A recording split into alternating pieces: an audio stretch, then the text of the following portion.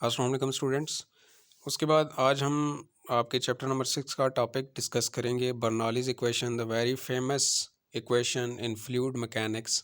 बर्नौलीज़ equation, ये question जो है ये पेपर पॉइंट ऑफ व्यू से भी इंतहाई इंपॉर्टेंट है। बोर्ड एग्ज़ाम्स में कई दफ़ा आ चुका है लॉन्ग क्वेश्चंस में।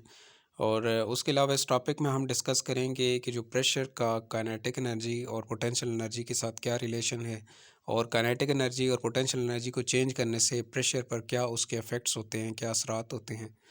तो सबसे पहले इसकी स्टेटमेंट देखते हैं। For an incompressible non viscous fluid, इसको सिंपल वर्ड्स में आप ये भी कह सकते हैं कि for an ideal fluid, sum of pressure, kinetic energy per unit volume and potential energy per unit volume remains constant. अब इनमें प्रेशर तो आपके लिए कॉमन टर्म है, ये आप यूज़ करते रहते हैं, लेकिन यहाँ पर जो आपके लिए नए टर्म्स हैं वो हैं kinetic energy per unit volume and potential energy per unit volume. देखें, काइनेटिक एनर्जी की आपने एक्सप्रेशन पढ़ी हुई है हाफ एम वी स्केयर। तो अगर उसको आप वॉल्यूम पर डिवाइड कर दें, ठीक है, काइनेटिक एनर्जी को वॉल्यूम पर डिवाइड कर दें, तो एम ओवर वी आपके पास क्या बनता है? एम ओवर वी होती है डेंसिटी, जिसको आप रो से डिनोट करते हैं। तो फिर आपके पास वो एक्सप्रेशन इस फॉर्म में आ जाएगी। काइनेटिक एनर्जी की जो एक्सप्रेशन होगी हाफ रो वी स्केयर।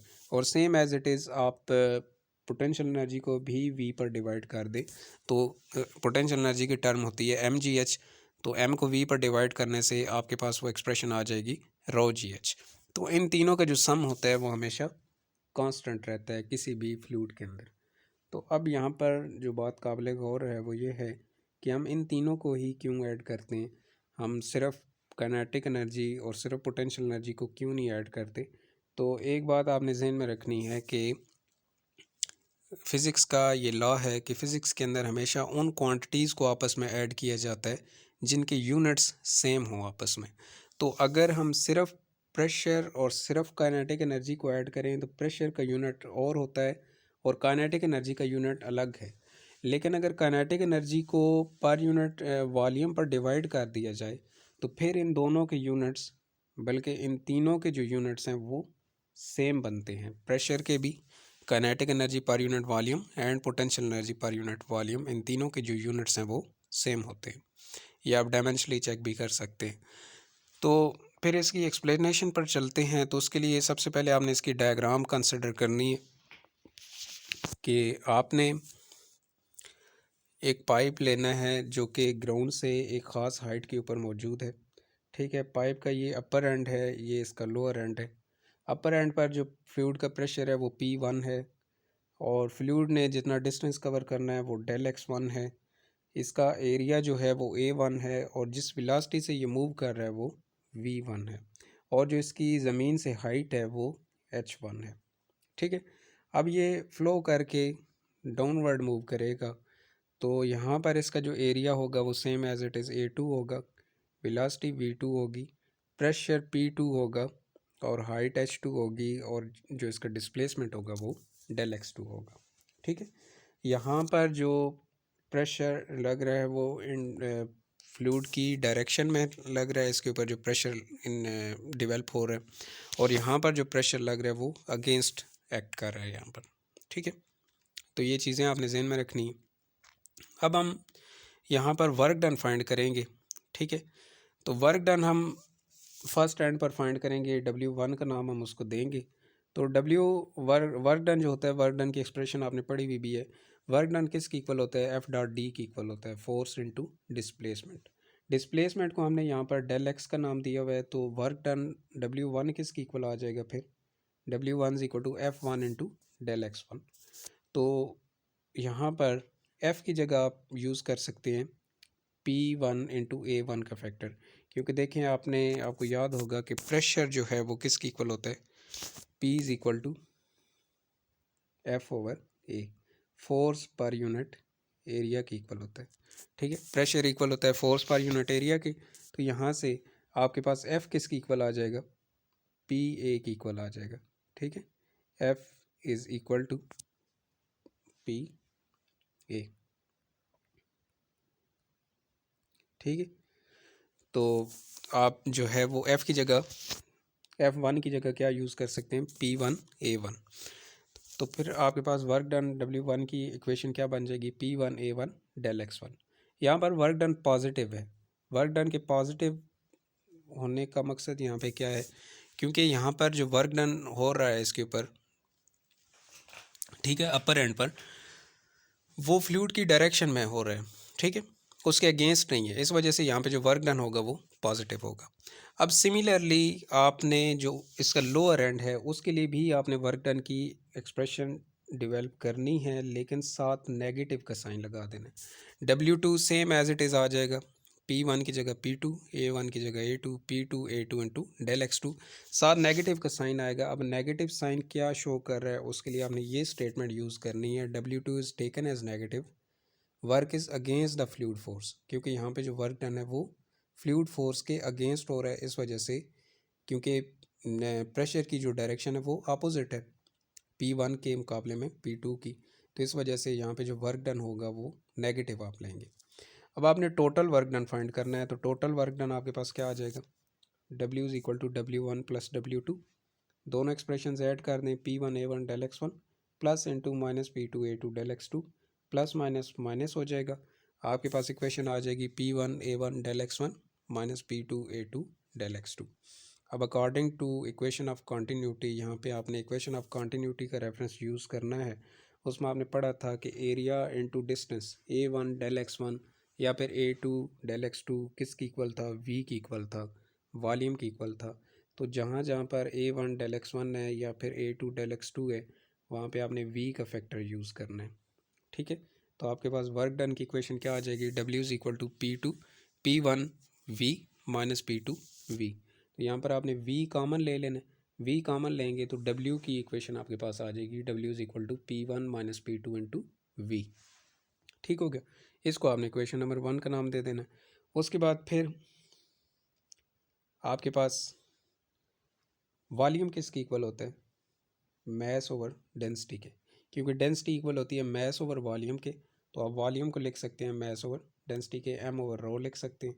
तो जहाँ पर V लिखा हुआ है, जहाँ पर ये V लिखा हुआ है, इस V की जगह आप क्या पुट कर सकते हैं, मैस ओवर डेंसिटी, ठीक है, M ओवर रो।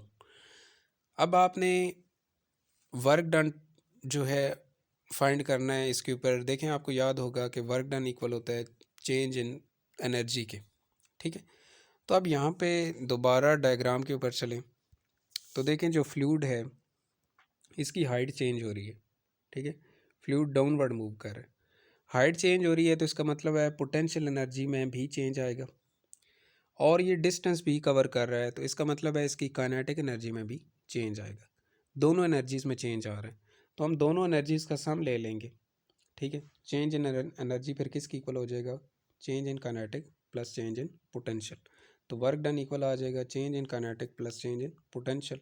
अब चेंज इन काइनेटिक किसकी इक्वल होता है, चेंज इन काइनेटिक इक्वल होता है kinetic energy final minus kinetic energy initial. अब फाइनल पॉइंट पर काइनेटिक एनर्जी कितनी है, half m v f square भी आप लिख सकते हैं, यहाँ पर वी एफ स्केयर लिखा हुआ है, आप इसको mv2 स्केयर भी लिख सकते हैं, ठीक है। वी एफ की जगह आप 2 का फैक्टर भी यूज़ कर सकते हैं, आपकी बुक में शायद 2 ही लिखा हो। और माइनस इनिशियल पॉइंट पर कितनी काइनेटिक एनर्जी थी, minus half m v i square भी लिख सकते हैं, और इसको हाफ mv1 स्केयर भी लिख सकते हैं, ठीक है। एफ और आई की जगह आप 2 और 1 का फैक्टर भी यूज़ कर सकते हैं, जैसे उसने पोटेंशियल एनर्जी में यूज़ किया है।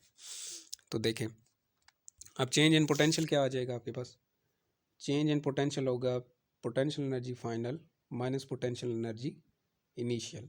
तो पोटेंशियल एनर्जी फाइनल क्या है, mgh2 minus potential energy initial क्या है, mgh1, ठीक है।